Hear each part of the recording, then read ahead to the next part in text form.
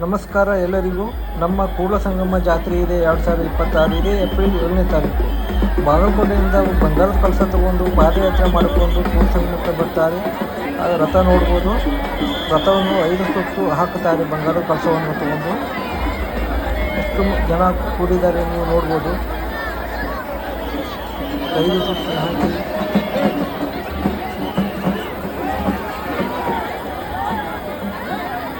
ನೋಡಿ, ಉತ್ತತ್ತಿ ಬೇಡ್ಕೊಂಡು ರಥದ ಮೇಲೆ ಹೋಗಿದ್ದಾರೆ. ಬಂಗಾರ ಕಳಸ ಎಳಿತಾರೆ ಆ ಟೈಮ್ದಾಗೆ.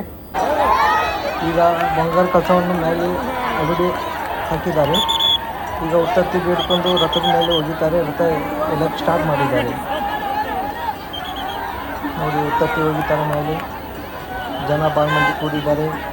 ಬನ್ನಿ ನಮ್ಮ ಊರ ಜಾತ್ರೆ ನೋಡೋಣ. ಏಪ್ರಿಲ್ 7ನೇ ತಾರೀಕು ಮಂಗಳವಾರ. ಎಲ್ಲರೂ ಬನ್ನಿ.